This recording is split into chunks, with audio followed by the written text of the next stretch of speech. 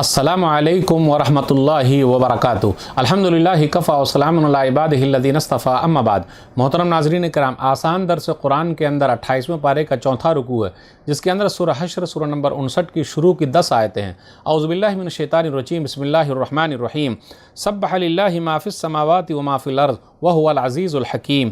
آسمانوں اور زمین کے ہر چیز اللہ کی تسبیح بیان کرتی ہے، اور وہی اللہ سب پر غالب یعنی بڑا زبردست بڑی حکمت والا ہے۔ هو الذی اخرج الذین کفروا من اہل الکتاب من دیارہم لأول الحشر ما ظننتم ان یخرجوا وظنوا انہم مانعتہم حصونہم من اللہ فآتاہم اللہ من حیث لم یحتسبوا وقذف فی قلوبہم الرعب یخربون بیوتہم بایدیہم وایدی المؤمنین فاعتبروا یا اولی الابصار۔ اسی نے اہل کتاب کے کافروں کو ان کے گھروں سے یعنی بنو نذیر یہود کو پہلی جلاوطنی کے موقع پر نکال دیا۔ مسلمانوں، تم تو سوچ بھی نہیں سکتے تھے کہ وہ یہودی لوگ مدینہ سے نکل جائیں گے، اور بنو نذیر سمجھے ہوئے تھے کہ ان کے قلعے انہیں اللہ کے عذاب سے بچا لیں گے۔ پھر ان پر اللہ کا عذاب ایسی جگہ سے آیا جس کا وہ گمان بھی نہیں کرتے تھے، اور اللہ نے ان کے دلوں میں رعب یعنی ڈر ڈال دیا، تو وہ اپنے گھروں کو خود اپنے ہاتھوں سے اور مسلمانوں کے ہاتھوں سے بھی اجاڑنے لگے۔ تو اے آنکھ والو، تم لوگ عبرت یعنی سبق حاصل کر لو۔ وَلَوْلَا أَن كَتَبَ اللَّهُ عَلَيْهِمُ الْجَلَاءَ لَعَذَّبَهُمْ فِي الدُّنْيَا وَلَهُمْ فِي الْآخِرَةِ عَذَابُ النَّارِ۔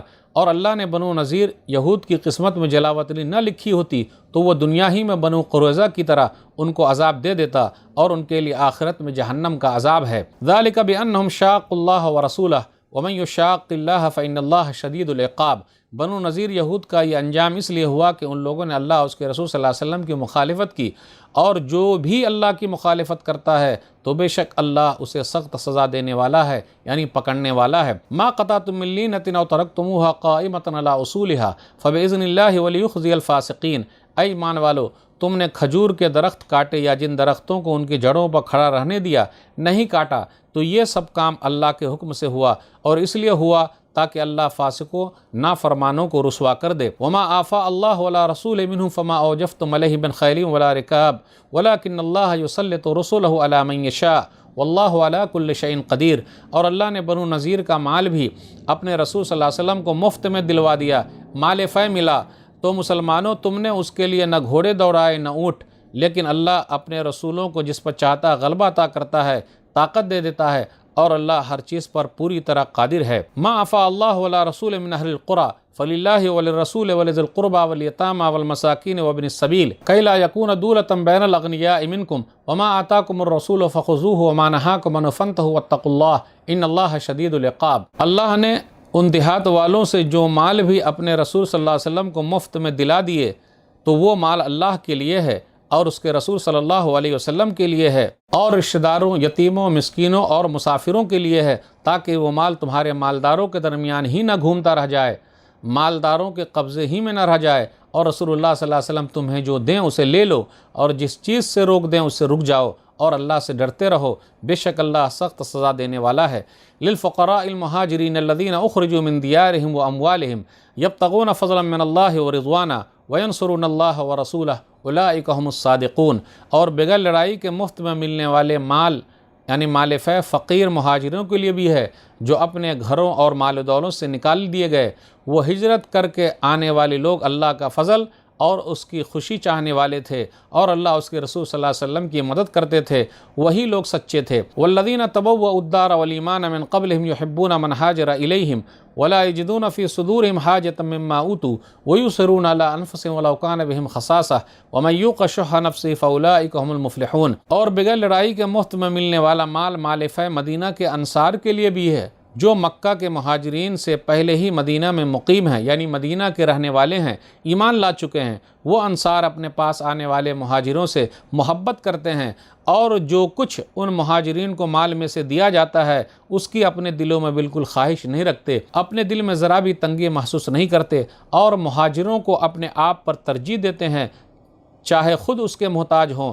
اور جو لوگ اپنے دل کی لالچ سے بچا لیے جائیں وہی کامیاب ہیں۔ والذین جاءوا من بعدہم یقولون ربنا اغفر لنا ولاخواننا الذین سبقونا بالایمان ولا تجعل فی قلوبنا غلا للذین آمنوا ربنا انک رؤوف رحیم۔ اور بغیر لڑائی کے مفت میں ملنے والا مال فے ان کے لیے بھی ہے جو مہاجرین اور انصار کے بعد آئے، اور وہ دعا کرتے ہیں کہ اے ہمارے رب ہمیں معاف کر دے، اور ہمارے ان بھائیوں کو بھی معاف کر دے جو ہم سے پہلے ایمان لا چکے ہیں، اور ہمارے دلوں میں ایمان والوں کے لیے کوئی بغض اور کینہ پیدا نہ کر۔ اے ہمارے رب، بے شک تو ہی بڑا مہربان، بہت ہی شفقت والا، بہت نرمی والا، بہت رحم والا ہے۔ ناظرین اکرام، آسان درس قرآن کے اندر 28واں پارے کا 4تھا رکوع ہے، جس کے اندر سورہ حشر سورہ نمبر 59 کی شروع کی 10 آیتیں ہیں۔ سورہ حشر 59 ترتیب نمبر 101، حشر جمع ہونا، جلاوطنی، اس کا ذکر آیت نمبر 2 میں ہے۔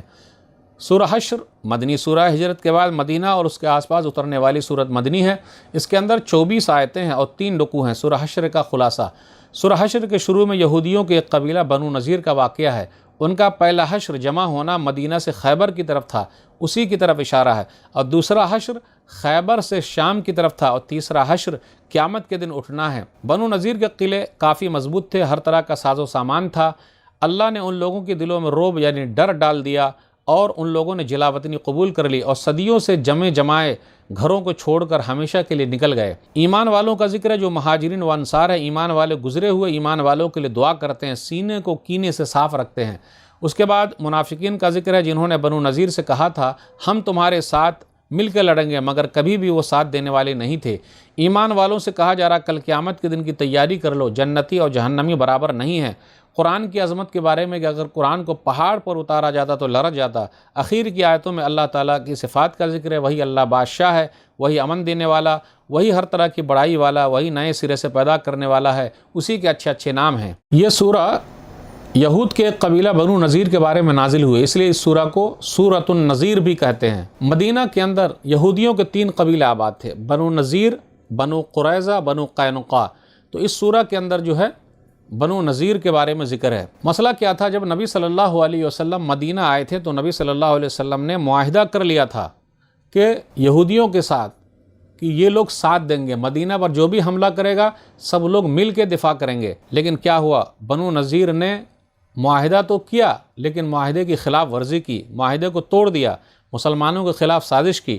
ایک موقع پر بنو نذیر نے نبی صلی اللہ علیہ وسلم پر بھاری پتھر پھینکنا چاہا اور مارنا چاہا، لیکن نبی صلی اللہ علیہ وسلم کو وحی کے ذریعے پتہ چل گیا۔ ان لوگوں نے جب عہد کو توڑ دیا تو رسول اللہ صلی اللہ علیہ وسلم نے لشکر کشی کی، نبی صلی اللہ علیہ وسلم گئے ان کے پاس، اور یہ لوگ اپنے قلعے میں محصور ہو گئے، اسی کے اندر رہ گئے، اور ان کو گمان تھا کہ ہم لوگ قلعے سے کبھی نہیں نکلیں گے اور ہمارے قلعے کو کوئی بھی فتح نہیں کر پائے گا۔ رسول اللہ صلی اللہ علیہ وسلم کے ساتھ بات چیت ہوئی تو ان لوگوں نے یہ کہا کہ ہم مدینہ سے نکل جا رہے ہیں۔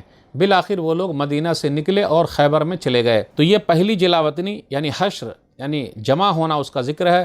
مدینہ سے یہ لوگ خیبر میں جا کر مقیم ہو گئے۔ پھر اس کے بعد کیا ہوا، دوبارہ عمر رضی اللہ تعالیٰ عنہ کے زمانے میں یہ لوگ خیبر سے بھی نکال دیے گئے اور شام میں چلے گئے، ملک شام، وہاں آباد ہو گئے۔ اس کے بعد یہ بیان کیا جا رہا ہے کہ ان لوگوں کی حالت کیسی تھی، کیسے یہ لوگ نکل رہے تھے۔ وَظَنُّوا أَنَّهُمْ مَانِعَتْهُمْ حُصُونُهُمْ، وہ لوگ یہ سوچ رہے تھے کہ ان کے قلعے کافی مضبوط ہے اور ان کی حفاظت کرنے والے ہیں، لیکن اللہ تعالیٰ نے کیا کیا، وَقَذَفَ فِي قُلُوبِهِمُ الرُّعْبَ، اللہ تعالیٰ نے ان لوگوں کے دلوں میں رعب ڈال دیا۔ اس کے بعد وہ لوگ خود ہی اپنے گھروں کو باہر سے برباد کرنے لگے، یا بقیہ جو سامان بچا مسلمانوں نے اس کو لے لیا، اور جو چیز اس میں بچی ہوئی تھی اس سب کو نکال لیا۔ اس کا ذکر ہے فَاعْتَبِرُوا يَا أُولِي الْأَبْصَارِ، اے عقل مندو اس میں عبرت حاصل کرو۔ ان کو گھمنڈ تھا، غرور تھا کہ ان کے قلعے ان کو بچا لیں گے، لیکن قلعے بچانے والے جب تک اللہ نہ چاہے۔ یخربون بیوتہم بایدیہم وایدی المؤمنین، وہ لوگ اپنے گھروں کو اپنے ہی ہاتھوں اجاڑ رہے تھے۔ انہیں یقین ہو گیا تھا کہ اب جلاوطنی ہے، یہاں سے مدینہ چھوڑ کر ہم کو چلے جانا ہے، تو وہ لوگ اپنے گھروں کو خود ہی برباد کر رہے تھے۔ یا پھر ایسا ہے کہ جتنا سامان لے جانا تھا وہ لوگ لے گئے، یا جتنی اجازت تھی اتنا لے جانے کی وہ لوگوں نے کوشش کی، لیکن کچھ ایسا بھی رہ گیا جو نہیں لے جا سکے، تو وہاں ضرورت پڑی تو وہاں سے اٹھا کے لایا گیا۔ جتنا نکال کر لے جا سکتے تھے وہ سب نکال کے لے گئے، توڑنے کی جہاں ضرورت پڑی وہ لوگ توڑتے بھی چلے گئے۔ ان کا قلعہ بہت مضبوط قلعہ تھا، بہترین ہریالی تھی، لیکن کبھی کبھی ایسا بھی ہوا کہ درخت کو بھی کاٹنا پڑا ہے۔ یہ اللہ تعالیٰ کے حکم سے تھا تاکہ فوج کشی ہو سکے اور ان کو پکڑا جا سکے۔ اللہ تعالیٰ نے ان لوگوں کو دنیا ہی میں عذاب دیا، اور اللہ تعالیٰ نے اپنے رسول صلی اللہ علیہ وسلم کو غلبہ عطا کیا، اس کا ذکر ہے۔ مدینہ سے 3 یا 4 میل کے فاصلے پر یہ لوگ آباد تھے، اور اندر ہی اندر کافروں سے ملے ہوئے تھے، اور مسلمانوں کے خلاف یہ لوگ تیاری کر رہے تھے۔ وہاں جب گئے جو مال ملا اس کو مال فے کہتے ہیں۔ مال فے اس کو کہتے ہیں جو بغیر لڑائی کے حاصل ہو جائے، اور مال غنیمت اس کو کہتے ہیں جو لڑائی کے بعد حاصل ہو۔ تو مال فے کن لوگوں کے لیے ہے، تو اسی کا ذکر ہے یتیموں کے لیے، مسکینوں کے لیے، مسافروں کے لیے، اللہ اس کے رسول صلی اللہ علیہ وسلم کے لیے۔ پھر اسی طرح یہ کہا گیا کہ لا یکون دولۃ بین الاغنیاء منکم، یہ مال جو ہے صرف مالداروں کے درمیان گھوم گھما کے نہ رہ جائے، انہی کے درمیان، یعنی ہر ایک کو فائدہ ہونا چاہیے۔ لیکن دیکھیے اکثر کیا ہوتا ہے کہ مالدار لوگ ہی فائدہ اٹھاتے ہیں، دوسروں کو فائدہ اٹھانے نہیں دیتے۔ آیت نمبر 7 وما آتاکم الرسول فخذوہ وما نہاکم عنہ فانتہوا واتقوا اللہ ان اللہ شدید العقاب، رسول جو دیں اس کو لے لو، جس سے منع کرے اس سے رک جاؤ، اور اللہ سے ڈرتے رہو، اور اللہ سخت پکڑ کرنے والا ہے۔ تو رسول اللہ صلی اللہ علیہ وسلم جو بھی دیں ہمیں اس کو لینا ہے۔ اب آپ ہی بتائیے قرآن کریم کی تشریح کون بتائیں گے؟ نبی صلی اللہ علیہ وسلم بتائیں گے، جس سے منع کرے اسے رک جانا ہے۔ تو جو کوئی یہ کہتا ہے کہ وہ قرآن کا ماننے والا ہے، جی نہیں، وہ منکرین قرآن ہے، قرآن کا انکار کرنے والا ہے۔ اگر قرآن کا ماننے والا ہوتا تو رسول اللہ صلی اللہ علیہ وسلم کی بات مانتا۔ آپ ہی بتائیے کتنے رکعت نماز ہے؟ نبی صلی اللہ علیہ وسلم نے بتایا۔ زکوٰۃ کیسے ادا کرنی ہے؟ نبی صلی اللہ علیہ وسلم نے بتایا۔ مردے کو دفن کیسے کرنا ہے؟ نبی صلی اللہ علیہ وسلم نے بتایا ہے۔ تو جو رسول اللہ صلی اللہ علیہ وسلم دے اس کو لینا، سنت کو پکڑنا، بدعت کو چھوڑ دینا ہے۔ اس کے بعد یہ بیان کیا گیا کہ یہ مال فے جو فری میں ملا ہوا کن لوگوں کے لیے؟ مہاجروں کے لیے، کیونکہ مہاجرین نکالے گئے مکہ سے۔ پھر اسی طرح وہ لوگ اللہ کا فضل چاہتے ہیں، اللہ اس کے رسول صلی اللہ علیہ وسلم کی یہ لوگ مدد کرنے والے ہیں۔ پھر اسی طرح یہ مال فے جو ملا ہوا کن لوگوں کے لیے؟ انصار مدینہ کے لیے۔ انصار مدینہ وہ ہیں جو مہاجرین کی مدد کرتے تھے، اور مہاجروں کو جو بھی ملا اپنے دل میں ذرہ برابر بھی وہ لوگ کینہ نہیں رکھتے تھے، اپنے سینے کو کینے سے صاف رکھتے تھے، اور وہ لوگ دوسروں کو ترجیح دیتے تھے۔ وَيُسْرُونَ عَلَىٰ أَنفُسِهِمْ وَلَوْ كَانَ بِهِمْ خَصَاصَةٌ وَمَن يُوقَ شُحَّ نَفْسِهِ فَأُولَٰئِكَ هُمُ الْمُفْلِحُونَ۔ آیت نمبر 9 پر غور کیجئے۔ صحابہ کرام میں سے جو انصار ہیں مدینہ کے، یہ لوگ مہاجرین کو اپنے اوپر ترجیح دیتے ہیں اور ان کی خدمت کرتے ہیں، جبکہ خود ہی یہ لوگ محتاج تھے۔ ایک حدیث پر غور کیجئے، صحیح بخاری کتاب التفسیر، حدیث نمبر 4889۔ ابو ہریرہ رضی اللہ تعالیٰ عنہ کہتے ہیں کہ ایک مہمان نبی صلی اللہ علیہ وسلم کے پاس آیا تو نبی صلی اللہ علیہ وسلم نے فرمایا الا رجل یضیف هذه الليلہ، کون ہے جو اس آدمی کو اپنے گھر مہمان لے جائے گا؟ تو ایک آدمی نے کہا میں اللہ کے رسول صلی اللہ علیہ وسلم۔ وہ گھر گیا، اپنی بیوی سے کہا تو بیوی نے کہا صرف بچے کا کھانا بچا ہوا ہے۔ تو آپس میں مشورہ کیا اور کہا کہ مہمان کو کھلا دینا ہے، وَنَطْوِي بُطُونَنَا اللَّيْلَ، اور بچے کو سلا دینا ہے اور ہم لوگ بھوکے ہی سو جائیں گے۔ بالآخر ایسا ہی ہوا کہ چراغ بجھا دیا گیا اور مہمان نے کھانا کھایا۔ اللہ کو یہ انداز بہت پسند آیا۔ لَقَدْ عَجِبَ اللَّهُ عَزَّ وَجَلَّ مِنْ فُلَانٍ وَفُلَانَةٍ، اللہ تعالیٰ نے تعجب کیا فلاں مرد سے فلانی عورت سے، اللہ دونوں سے خوش ہو گیا۔ یا اللہ تعالیٰ ہنسا بھی، اور اللہ تعالیٰ نے یہ آیت اتاری وَيُسْرُونَ عَلَىٰ أَنفُسِهِمْ وَلَوْ كَانَ بِهِمْ خَصَاصَةٌ، سورہ حشر سورہ نمبر 59 آیت نمبر 9، کہ یہ لوگ اپنے آپ پر دوسروں کو ترجیح دیتے ہیں۔ خود محتاج تھے لیکن دوسروں کو کھلایا۔ اللہ میرے رزق کی برکت نہ چلی جائے، کسی شاعر نے کہا اللہ میرے رزق کی برکت نہ چلی جائے، 2 روز سے گھر میں کوئی مہمان نہیں ہے، اس لیے مہمان کی مہمان نوازی کیجئے، اللہ برکتیں نازل کریں گے۔ مال فے، مال غنیمت، مال فے جو فری میں ملا ہوا کن لوگوں کے لیے ہے؟ ان لوگوں کے لیے ہے جو انصار مہاجرین کے بعد آئے، اور وہ لوگ دعا کرتے ہیں۔ مردے ہماری دعاؤں کے محتاج ہیں، اس لیے بہترین دعا کیا ہے؟ سورہ حشر سورہ نمبر 59 آیت نمبر 10، ربنا اغفر لنا ولاخواننا الذین سبقونا بالایمان ولا تجعل فی قلوبنا غلا للذین آمنوا ربنا انک رؤوف رحیم۔ یہ دعا یاد کر لیجئے، مردے کے لیے بہترین تحفہ ہے، بہترین گفٹ ہے۔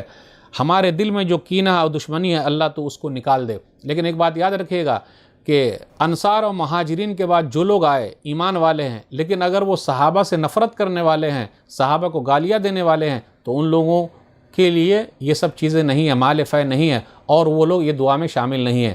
تو آج کے درس میں بس اتنا ہی۔ اللہ سے دعا کرے اللہ ہمارے سینے کو کینے سے صاف کر دے، آمین۔ اللہ تعالی ہم لوگ قرآن کریم کو پڑھنے، پڑھانے، سمجھنے، سمجھانے، عمل کرنے اور لوگوں تک پہنچانے کی توفیق دے، آمین۔ والسلام علیکم ورحمۃ اللہ وبرکاتہ۔